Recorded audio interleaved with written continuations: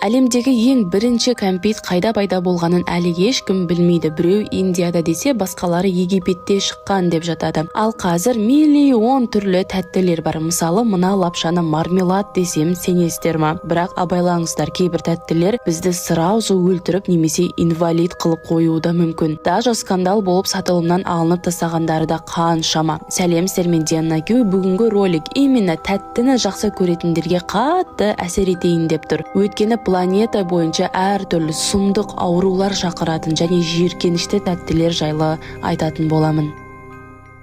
Кенди Кёрн. Бізде білмеймін, бірақ шетелдерде әжептәуір атақты Кенди Кёрн кәмпиттері. Басында жап-жақсақ шығып жүрді, бірақ уақыт өте келе ақша үнемдеу мақсатында табиғи красканың орнына химикатты өтірік иіс шығаратындарды қоса бастады. Ал оны жеген адамдардың көбісінде аллергия шығып кетті. Шайнайтын бомба. Көбіміз сағыз шайнағанды жақсы көреміз, бірақ бір бейшара студент сағыз шайнаймын деп өліп қалды. Сабақта эксперимент жасап жатқанда постоянно сағызын лимонная кислотаға батырып шайнайтын әдеті бар еді. Бірақ бір күні ыдыстарды шатастырып алып, сағызын лимонға емес, бомба сияқты жарылатын порошокқа батырып алады. Сағыздан қалай шарик шығарғаны сол еді, кәдімгідей бомба сияқты жарылып кетті. Өкінішке орай студент сол жерде қайтыс болды. Киндер сюрприз. Киндердің шоколадын ұнатпайтын адам жоқ шығары өзде. Ал киндер сюрприздің ішінде шоколад әрі ойыншық та бар. Бірақ Американың балаларына жаным ашиды. Өйткені киндер сюрприз ол жақта тыйым салынған. Ибай, не үшін сонда десеңіздер, ішінде ойыншығы бар болған үшін. Иә, дәл сондай. Өйткені көптеген балалар шоколадпен қосып ойыншықты да жеп қойып, ауа жетпей өліп қалған. Сол үшін сіздер де абайлаңыздар. Шоколад 3 мушкетер. Бұл шоколад әсіресе салмақ тастағысы келіп, бірақ тәтті жегісі келетіндердің арасында хит болған. Өйткені типа ішінде шекері жоқ, бірақ тәтті еді. Алайда бір күні бар жоғы 15 жасар бір жігіт сол шоколадтың ішінен ужас нәрсе тауып алды. Көшеден кетіп бара жатып, жерде көріп қалған екен. Біреу жоғалтып алған ба деп қолына алса, ішінде қырынуға арналған алмаз бар болып шықты. Әлде де шоколадты кішкентай бала тауып алмағанына рахмет әйтпесе трагедия болатын еді. Сигарет тәттілері. Кішкентай балалар үлкендердің көргенін қайталайды. Тіпті папаларының темекі шеккенін көрсе де соған қызығатындар бар. Соны пайдаланғысы келген компания сигарет конфеттерді ойлап тапты. Біреулері әшейін толықтай конфет болса, ал басқаларынан шынымен де бу шығаруға болатындары да бар екен. Кішкентай кезімде дәл осыны сатып алып жүргенім есімде. Қалай ойлайсыздар, зиянды нәрсенің кейпінде тәтті жасаған дұрыс па өзі? Хиппи-сиппи. Егер сигарет конфетке таң қалып отырсаңыздар, ал мынау вообще қалай осыны істеп шығарған түсінбедім. Іші тәттіге толып тұрғанмен формасы кәдімгі укол салатын шприцтің формасында жасалған. Қуанышқа орай ешкім бұндайды алғысы келмеді. Сол үшін де компания бұндай бір түрлі конфеттерін шығармай қойды. Сорғыш лолипай. Негізі бұл мүлдем балаларға арналмаған тәтті. Темекі жегуге үлкендерге арналған кәмпит. Бірақ түрі яркий түрлі түсті еще кәмпит болған соң именно балалардың көзіне түсіп көп сатып алатын болды. Ал балалардың қолдарында темекі жегуге арналған затты көрген мама-папалары жабылып скандал шығарып лолипайды сатылымнан алып тастады. Мексикалық Лукас кәмпиттері. Шыға салып балалардың арасында атақты болып кетіп еді. Общий 2 бөліктен тұрған сұйығы және порошок түрі. Сол порошогын сұйығына қосып, кислый қылып сосын жеу керек болған, бірақ біраз бұзық балалар порошогын мұрындарымен тартатынды шығарды. Тура наркотик сияқты в общем. Оны көріп шок болған мама-папалары қарсы шығып еді, бірақ компания өз балаларыңа өздерін қарап жүріңдер. Олардың мұрындарына порошок тыққан біз емеспіз деп шықты. Алайда кейін зерттеу бойынша бұл кәмпит свинец уы табылды. Все-таки Лукас кәмпиттері сатылмай қойды.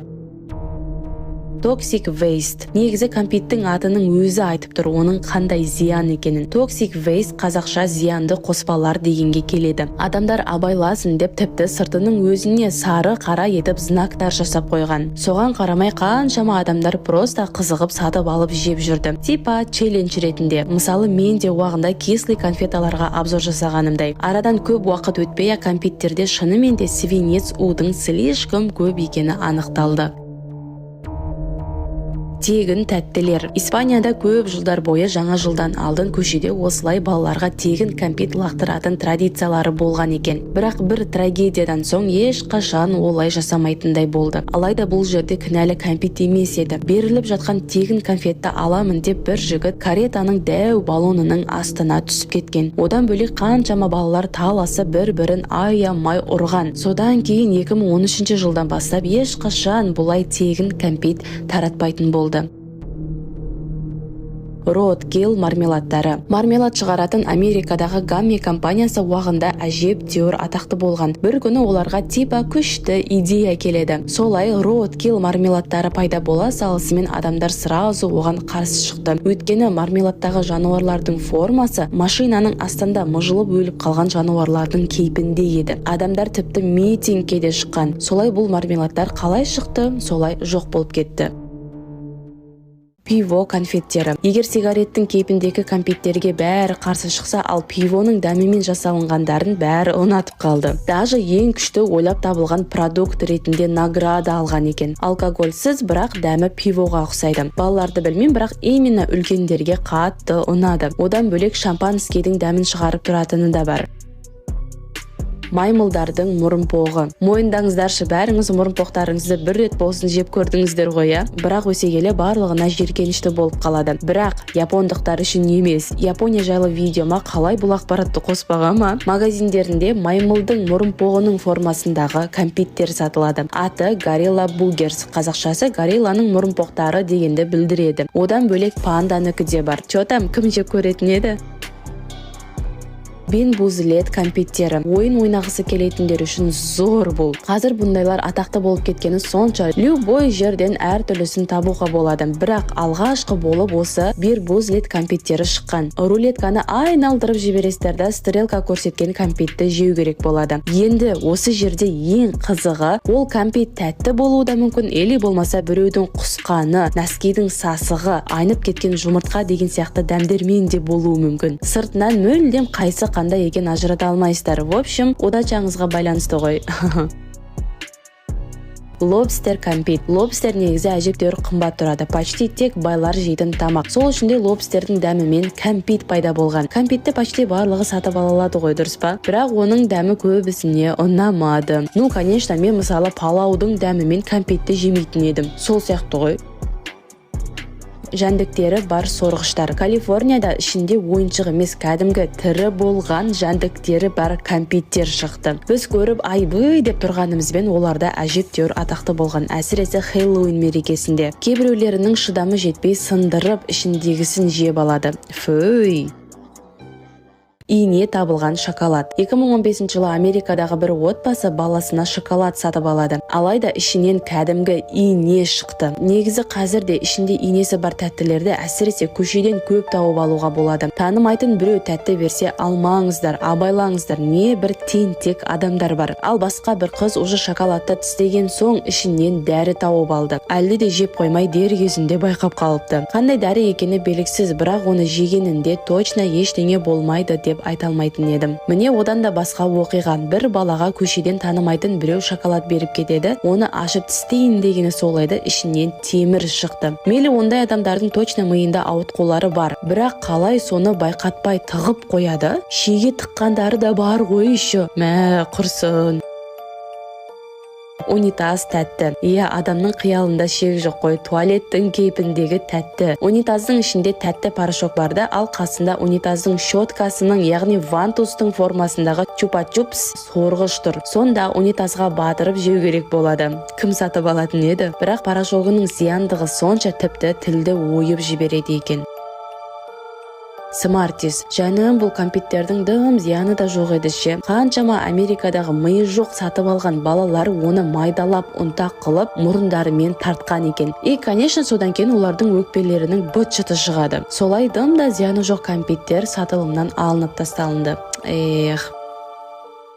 Давайте енді тәттіден бөлек басқа тамақтардың ішінен шыққан ужастарды айта кетейін. Мысалы 2018 жылы Нью-Йоркта бір жігіт өзіне сэндвич сатып алады. Но ішінен дәл осы дәу пышақ шыққан. Ал 2004 жылы болса Америкадағы бір әйел хот-дог сатып алып бәрін жеп қояды. Біраз уақыттан соң іші қатты ауыра бастайды. Врачқа барса, ішінде хот-догтан шыққан пистолеттің оғы тұр. Қалай бұны әйелдің өзі байқамаған? Шайнамай жұтқан ба немене? Аргентинада болса жігіт газировка напиток сатып алып іше бастайды. Алайда ішіп жатып аузына жұмсақ бірдеңе тиіп кетеді. Ал ол өліп қалған тышқан екен. Өмірінде басқа напиток ішпейтіндей болды ау. Тағы да Америкада болған оқиға. Бір әйел пепси сатып алып ішіп бастағаны сол еді, дәмі біртүрлі екен. Ішінен өліп уже мыжылып кеткен құрбақа шыққан. Ал бір жігіт кофе сатып алып оны ішіп болған соң ғана ішінде өлі тышқанның жатқанын көрді. Чо за сұмдық.